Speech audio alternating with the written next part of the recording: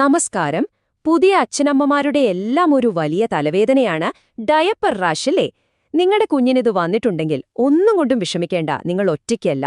അപ്പൊ നിന്ന് നമുക്ക് ഡയപ്പർ റാഷിനെക്കുറിച്ച് അറിയേണ്ടതെല്ലാം വളരെ ലളിതമായിട്ടൊന്ന് മനസ്സിലാക്കാം. സത്യം പറഞ്ഞാ ഏകദേശം പകുതി കുഞ്ഞുങ്ങൾക്കും എപ്പോഴെങ്കിലുമൊക്കെ ഡയപ്പർ റാഷ് വരാറുണ്ട്. അപ്പോ ഇതത്ര പേടിക്കേണ്ട ഒന്നല്ല, വളരെ സാധാരണമായ ഒരു കാര്യമാണ്. പക്ഷേ ഒരു കാര്യമുണ്ട്, എല്ലാ റാഷുകളും ഒരുപോലെയല്ല. ചിലതിന് കുറച്ചുകൂടി ശ്രദ്ധ കൊടുക്കേണ്ടി വരും. അപ്പോ ഇവ തമ്മിലുള്ള വ്യത്യാസം എങ്ങനെ മനസ്സിലാക്കാം? അത് മനസ്സിലാക്കിയാലേ നമുക്ക് കുഞ്ഞിന് ശരിയായ പരിചരണം കൊടുക്കാൻ പറ്റൂ. നമുക്ക് നോക്കാം. ശരി, അപ്പൊ നമുക്ക് തുടങ്ങാം. മിക്കവാറും എല്ലാ ഡയപ്പർ റാഷുകളുടെയും പ്രധാന വില്ലൻ ഇതാണ്: ഒരു സാധാരണ ഇറിറ്റേഷൻ. അതായത് കുഞ്ഞിന്റെ ചർമ്മത്തിനുണ്ടാകുന്ന ഒരു ചെറിയ അസ്വസ്ഥത. ഇത് കണ്ട് പേടിക്കേണ്ട കാര്യമൊന്നുമില്ല. ശരിയായ പരിചരണം കൊടുത്താൽ ഇത് വേഗത്തിൽ മാറ്റിയെടുക്കാവുന്നതേ ഉള്ളൂ. ഈ ഇറിറ്റന്റ് ഡെർമറ്റൈറ്റിസ് എന്ന് പറഞ്ഞാൽ എന്താണെന്നോ? സിമ്പിളാണ്. നനഞ്ഞ ഡയപ്പർ കൂടുതൽ നേരം തൊലിയിൽ തട്ടുമ്പോൾ ഉണ്ടാവുന്ന ഒരു റാഷാണിത്. ചുവന്ന പാടുകളൊക്കെ കാണാം. പക്ഷെ ഒരു പ്രധാന കാര്യം ശ്രദ്ധിച്ചാൽ മതി. തുടയിടുക്കിലെ ആഴത്തിലുള്ള മടക്കുകളിലൊന്നും ഇത് സാധാരണയായി കാണില്ല. ഇതാണ് ഇത് തിരിച്ചറിയാനുള്ള ഏറ്റവും എളുപ്പമുള്ള വഴി. ഡയപ്പർ റാഷ് വരാതിരിക്കാനും വന്നാൽ തന്നെ അത് മാറ്റാനും എളുപ്പത്തിൽ ഓർക്കാനും ഒരു വഴിയുണ്ട്. ABCDE. ഓരോ അക്ഷരത്തിനും ഓരോ കാര്യങ്ങൾ ചെയ്യാനുണ്ട്. എന്താണെന്ന് നോക്കിയാലോ? ഇത് വളരെ എളുപ്പമാണ്. എയർ ഔട്ട്, അതായത് കുറച്ചുനേരം ഡയപ്പറില്ലാതെ കാറ്റുകൊള്ളിക്കുക. B ബാരിയർ ക്രീം, ചർമ്മത്തിന് ഒരു സംരക്ഷണം പോലെ ക്രീം പുരട്ടുക. C ക്ലീൻ, ആൽക്കഹോളോ സുഗന്ധങ്ങളോ ഇല്ലാത്ത വൈപ്പുകൾ വെച്ച് പതുക്കെ തുടച്ചെടുക്കുക. D ഡ്രൈ, നനവില്ലാതെ ചർമ്മം നന്നായി ഉണങ്ങിയെന്ന് ഉറപ്പുവരുത്തുക. പിന്നെ ഇവാലുവേറ്റ്, ഡയപ്പർ ഒരുപാട് ഇറുക്കിയാണോ ഇട്ടിരിക്കുന്നത് എന്നൊന്ന് പരിശോധിക്കുക. അത്രയുള്ളൂ. ഈ ഒരു ഉപമ കൊള്ളാമല്ലേ?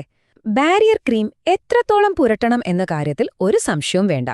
ഒരു കപ്പ് കേക്കിന് മുകളിൽ ഐസിംഗ് ഇടുന്ന പോലെ കുറച്ച് കട്ടിയായിട്ട് തന്നെ അങ്ങ് പുരട്ടിക്കോളൂ. അത് കുഞ്ഞിന്റെ ചർമ്മത്തിന് ഒരു സൂപ്പർ പ്രൊട്ടക്ഷൻ കൊടുക്കും.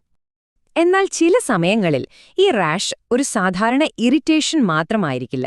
അതൊരു അണുബാധയുടെ, ഒരു ഇൻഫെക്ഷന്റെ ലക്ഷണമാകാം. അങ്ങനെ വരുമ്പോൾ നമ്മുടെ പരിചരണ രീതിയും ഒന്നു മാറ്റേണ്ടി വരും. ഇനിയാണ് നമ്മൾ ശരിക്കും ശ്രദ്ധിക്കേണ്ട ഒരു കാര്യത്തിലേക്ക് വരുന്നത്. ഒരു സാധാരണ റാഷും ഒരു ഈസ്റ്റ് ഇൻഫെക്ഷനും തമ്മിൽ എങ്ങനെ തിരിച്ചറിയാം? ഇത് മനസ്സിലാക്കിയാൽ പകുതി പ്രശ്നം തീർന്നു. കണ്ടോ, വ്യത്യാസം വളരെ വ്യക്തമാണ്. സാധാരണ റാഷ് തൊലിയുടെ മടക്കുകളെ ഒഴിവാക്കുമ്പോൾ ഈസ്റ്റ് റാഷ് ഏറ്റവും കൂടുതലായി കാണുന്നത് ഈ മടക്കുകളിലാണ്. നല്ല തിളങ്ങുന്ന ചുവപ്പ് നിറം കാണും. പിന്നെ പ്രധാന റാഷിന് ചുറ്റുമായിട്ട് കുറെ കുഞ്ഞു കുരുത്തൽ പോലെ കാണാം. ഇതിനെയാണ് സാറ്റലൈറ്റ് ബംപ്സ് എന്ന് പറയുന്നത്. ഇത് ഈസ്റ്റിന്റെ ഒരു പ്രധാന ലക്ഷണമാണ്.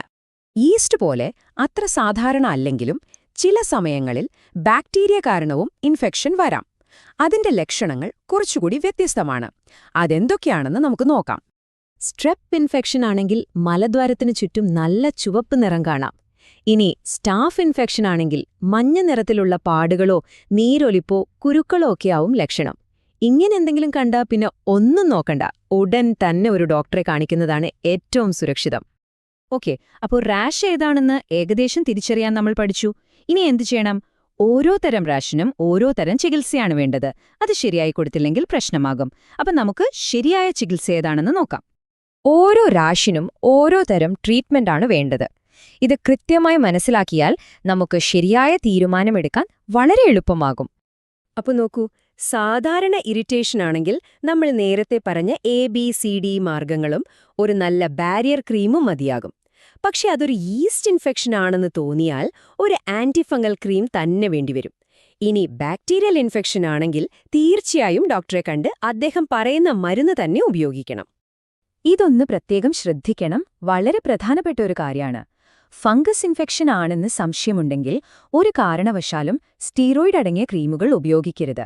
ചിലപ്പോൾ അത് പുരട്ടുമ്പോൾ ചുവപ്പ് കുറയുന്നതായി തോന്നാം, പക്ഷേ യഥാർത്ഥത്തിൽ അത് ആ ഇൻഫെക്ഷനെ കൂടുതൽ വഷളാക്കുകയുള്ളൂ. സത്യത്തിൽ ഈ സ്റ്റിറോയിഡ് ക്രീമുകൾ ഫംഗസിന് വളരാനുള്ള ഒരു വളം വെച്ചുകൊടുക്കുന്ന പോലെയാണ്. അത് റാഷിന്റെ യഥാർത്ഥ സ്വഭാവത്തെ മറച്ചുവെക്കുകയും പ്രശ്നം കൂടുതൽ ഗുരുതരമാക്കുകയും ചെയ്യും. ഈ അവസ്ഥയ്ക്ക് പറയുന്ന പേരാണ് ടിനിയ ഇൻകോഗ്നിറ്റോ. അതുകൊണ്ട് സൂക്ഷിക്കുക.